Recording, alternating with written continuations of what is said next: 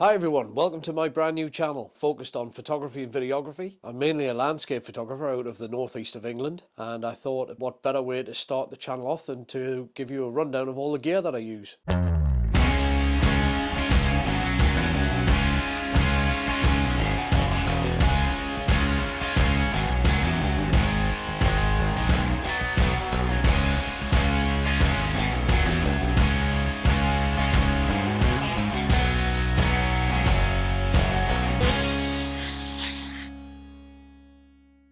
So as you can see, I've come outside for this part of the video. I thought it would be nice just to have a little bit of a walk along the beach. The weather's fine. It's a little bit of a nip in the air, but nothing too major. But yeah, this is actually several days after I recorded that intro, for the simple reason, when I came out to do it the first time, I had an equipment malfunction. So the video was unusable. I'll insert a little bit of a still so you can see, or a clip. Yeah, so as you can see from this clip, there is an obvious, what looks like a vignette, but it's actually, I have a 3D printed disc with an oval hole cut in it, and I've put some fishing line across it, and I get some nice anamorphic type lens flares from it. This disc had slipped on the back of the lens and caused this corner of the shot to be cut off. So I obviously had to abandon that. Didn't realise it until I got back because I couldn't tell on the back of the screen. So yeah, that's why I had to redo that part of the video. So I've brought a camera with me for stills, just in case I see any images while I'm out. And yeah, let's just get into it. So I brought a few notes, and I've brought my gimbal this time as well, because that was another issue that I had the first time round. Stabilisation was non-existent. So what do I use to shoot? I have two Canon EOS Rs, and one I have set up specifically for video, one I use for stills. Two good cameras. I have no affiliation with anybody. I am not sponsored by any of these manufacturers. Well, most of them you'll find are Canon, but I'm just a Canon fanboy, nothing else. I have a Canon G7X Mark II, which most people had back in the day when it was the kind of the go-to for vlogging. Then I have a Canon M50, which is predominantly a studio camera. I have an Insta360 1R, which I use for POV shots, and a GoPro Hero 5 Black, again used for POV. And I also have a pair of Sunshine Oho sunglasses with a built-in HD camera. Not bad quality. And to accompany those and to complement the kit, I've got a DJI Mavic Air 2 and a DJI Mavic Mini 2. The first one actually ended up in the ocean, somewhere out over there.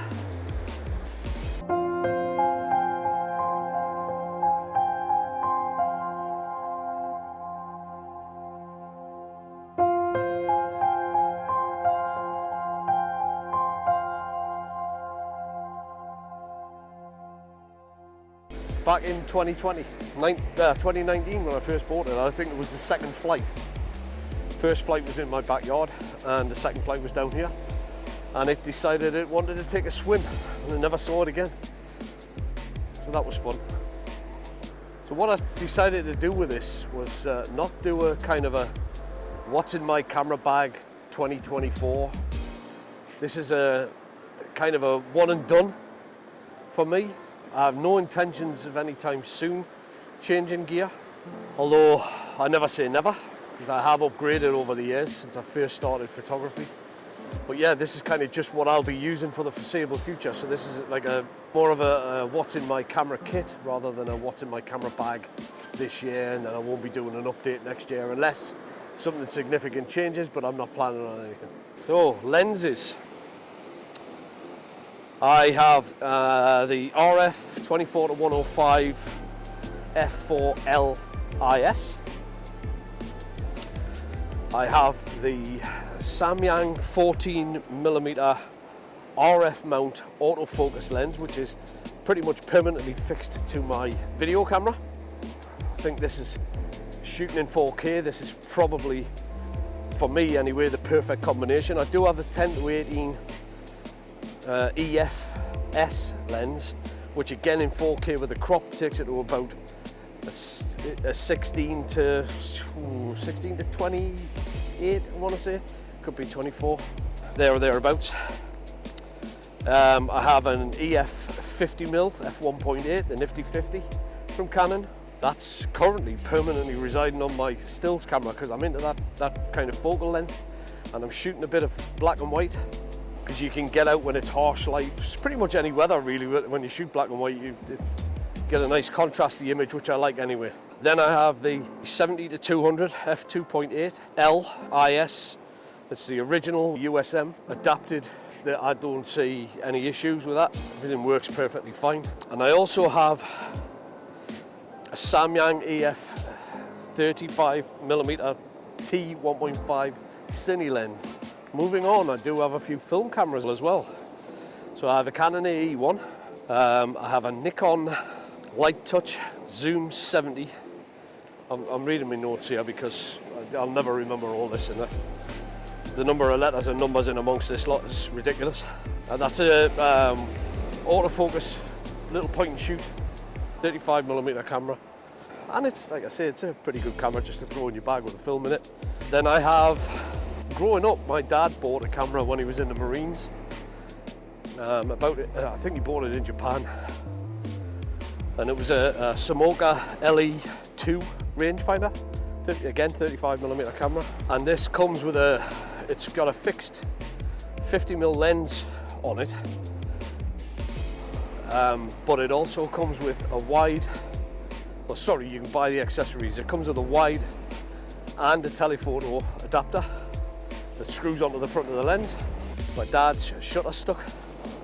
And he tried a couple of places, again when I was younger, he tried a couple of places to get it fixed. But nobody could or would touch it. So in his wisdom, probably a year ago, 2 years ago maybe, he threw it in the bin. So when I started getting back into photography, I had a look around and I found one on eBay. It was only £15, but I struggled to find one or any information about the camera itself. So I had to buy it in 3 bits. I bought the camera, then I bought the case that it comes with, or should normally come with, and then I bought the adapter separate as well. So all told, I think the kit was about £45 English, which is, I don't know, $50, $55, something like that. Again, I've put 1 roll of film through it, shot black and white, and it was really good. I think the film stock that I put in there was quite grainy, and obviously I was kind of getting used to the camera as well. So yeah, we'll try that again at some point, maybe make a video about it. Now, in terms of audio, microphones. So I have the Rode Video Mic Pro Plus. It doesn't get used much. I kind of evolved from the shotgun mics into lav mics. I also have the D80 D4 Duo. Then wireless lav mics, I have a Comica Boom XD2, and I also have the Boya BY WM4 Pro wireless lav set, which is 2 transmitters, 1 receiver, and that goes for both sets of wireless lav mics that I have. In the studio, I have a Boya BY M800 studio mic, and that pretty much is it.